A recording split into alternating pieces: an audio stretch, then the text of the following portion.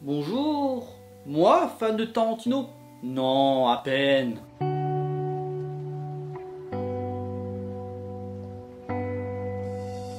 Bonjour à tous, il va être question du nouveau film, ou devrais-je dire plutôt le nouveau chef-d'œuvre de Quentin Tarantino, Once Upon a Time in Hollywood.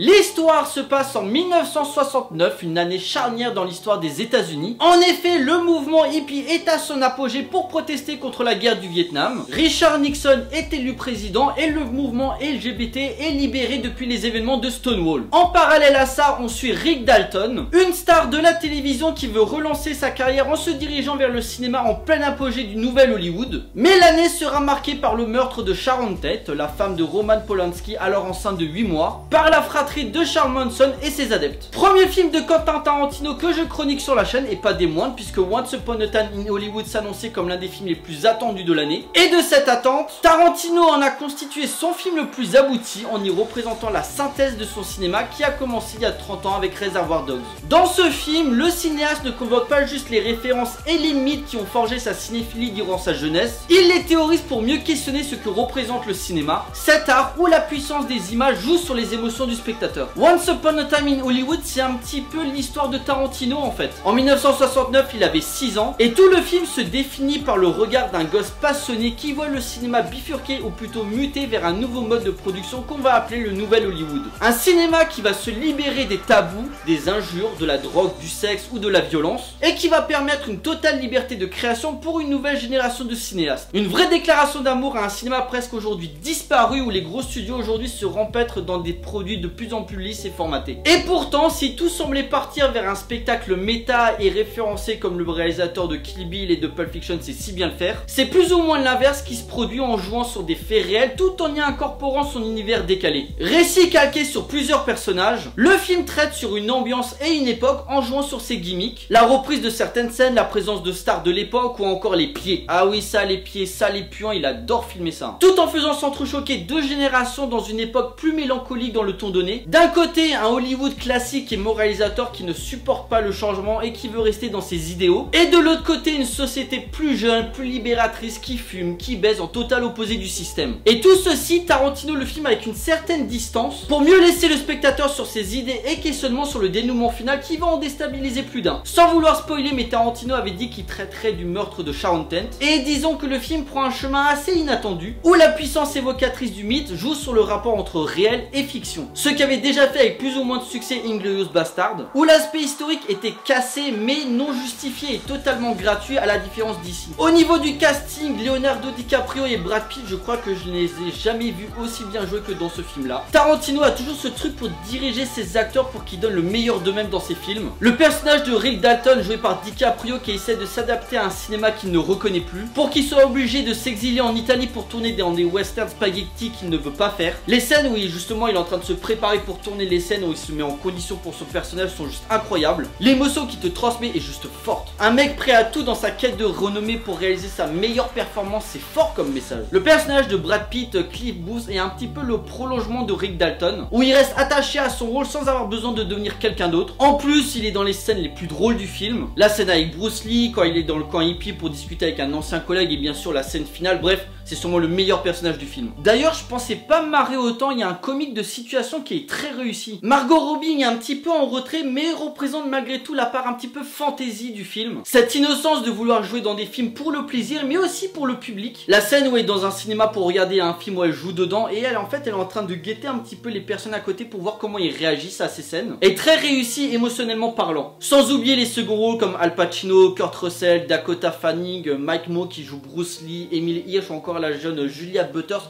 tous excellents. En cela, le film n'est pas comme les autres œuvres du cinéaste, qui jouait sur une narration éclatée sur différents points de vue, le thème de la vengeance ou les longs dialogues pour bifurquer vers une violence jusqu'au boutiste. Celui-là est plus contemplatif, lent sans être ennuyeux, une sorte de carte postale du rêve hollywoodien, un aspect documentaire où les croyants s'imprègnent du réel pour jouer sur les attentes du spectateur, tout en soignant sa mise en scène avec une violence gore à l'excès, des dialogues bien écrits et bien sûr une bande son comme Tarantino sait si bien le faire, mais en arrivant à renouveler son cinéma en proposant une une nouvelle expérience dans la citation et dans la mise en abîme. Un cinéma plus que codifié mais dont l'illustration amène une puissance évocatrice dans les images pour montrer que tout est possible dans la création visuelle. En conclusion, Once Upon a Time in Hollywood est un film dense, complexe, aux multiples niveaux de lecture et où le fan de Tarantino se reconnaîtra plus facilement aux personnes qui sont moins adeptes du cinéaste. Malgré tout, c'est une œuvre somme et importante pour le cinéaste qui, encore plus qu'avant, digère toutes ses références pour réussir à enivrer son cinéma et son discours. Si on peut regretter une patte visuelle moins voyante et une narration moins marquante qu'auparavant, ce Once Upon a Time in Hollywood n'en reste pas moins une expérience cinématographique rarement vue ces dernières années, de par son intelligence sur les thèmes abordés, que par les codes en parfait hommage au western spaghetti, au cinéma d'arts martiaux ou encore aux films de guerre. Un vrai morceau de bravoure sur l'amitié, sur la passion du cinéma et sur les mythes qu'il représente. L'une des œuvres majeures de cette année 2019 sans aucun doute. Presque un film testamentaire de son auteur sur un art qui lui a tant donné. Bref, un classique instantané. Voilà, cette vidéo est à présent terminée. J'espère que ça vous a plu. N'hésitez pas à liker et à partager auprès de vos amis si vous en avez. N'hésitez pas à me laisser des commentaires pour me dire ce que vous avez pensé du film. Pensez à me suivre sur Facebook, Twitter, Instagram, Tipeee ou encore Utip si vous voulez soutenir la chaîne. Ça vous coûte rien, vous avez juste à regarder une petite pub. Et pensez à vous abonner, c'est super important pour moi. Pour nous, on se retrouve pour une prochaine vidéo. D'ici là, portez-vous bien.